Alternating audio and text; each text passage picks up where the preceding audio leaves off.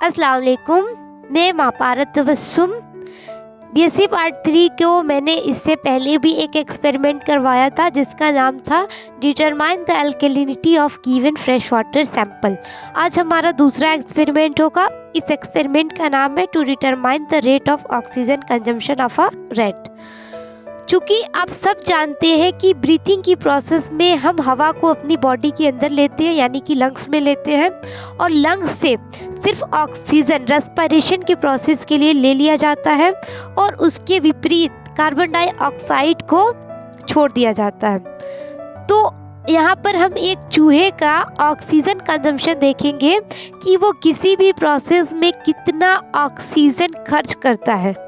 Okay, और साथ ही साथ वो कार्बन डाइऑक्साइड भी निकालेगा, लेकिन वो कार्बन डाइऑक्साइड हम पोटेशियम हाइड्रोक्साइड सॉल्यूशन द्वारा एब्जॉर्ब कर लेते हैं। तो हमें सिर्फ यहाँ पर ये देखना है कि एक चूहे द्वारा, एक रैट के ज़रिए टोटल कितना ऑक्सीजन कंज्यूम हुआ है। ओके, अब आपको अपनी कॉपी में ऊपर डालना है एक्सपेरिमेंट नंबर 2। फिर उसके बाद नीचे ऑब्जेक्ट लिखना है to determine the rate of oxygen consumption of a rat.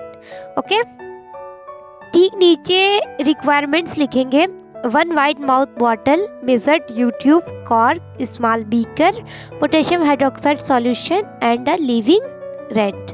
Okay, यहाँ पर एपरेटस पहचान लो।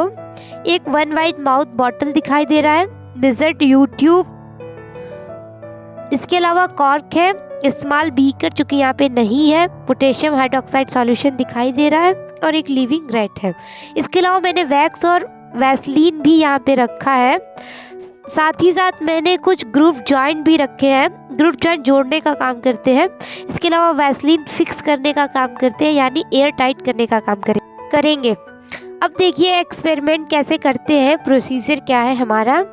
इसके लिए आपको पोटेशियम हाइड्रोक्साइड सॉल्यूशन को एक छोटे से बीकर में लेना है और उस बीकर को चौड़े मुंह वाले बॉटल के बेस पर रख देना है। उसके बाद एक यू ट्यूब लेते हैं और यू ट्यूब को बॉटल के साथ फिक्स कर देते हैं। फिक्स करने के बाद अब उस यू ट्यूब में कुछ पानी भर देते हैं एक नोन वॉल्यूम तक। उसके बाद पानी का वॉल्यूम नोट कर लेते हैं और फिर अब एक लिविंग रैट लेंगे और लिविंग रैट को भी बॉटल के बेस पर रख देंगे।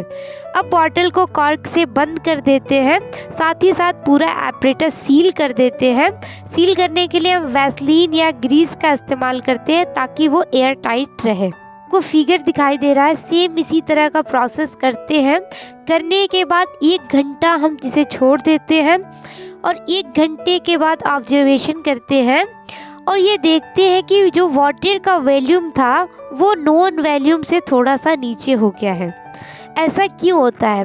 ऐसा इसलिए होता है क्योंकि रैट द्वारा रेस्पिरेशन के प्रोसेस में कुछ ऑक्सीजन कंज्यूम कर लिया जाता है और साथ ही साथ रैट से जो कार्बन डाइऑक्साइड निकाला जाता है वो पोटेशियम हाइड्रोक्साइड सॉल्यूशन द्वारा एब्जॉर्ब कर लिया जाता है।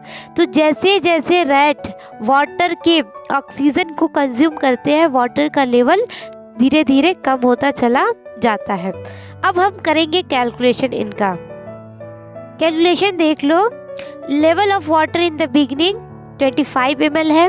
Level of water after 1 hour 20 ml है। उसके बाद दोनों के बीच का जो डिफरेंस है, यानी कितना वाटर फॉल हुआ, fall of water level in 1 hour 5 ml है। तो ऑक्सीजन कंज्यूमशन बाय रैट, यानी एक चूहे द्वारा कितना ऑक्सीजन कंज्यूम हो रहा है, वो है 5 ml। प्रिकॉशन ये लेना है कि आपको पूरे के पूरे एपरेटस को एयर टाइट रखना है, क्योंकि अगर बाहर से एयर जाएगा तो वाटर का वॉल्यूम कम नहीं होगा, तो ऐसे केस में आपकी रीडिंग गलत हो जाएगी।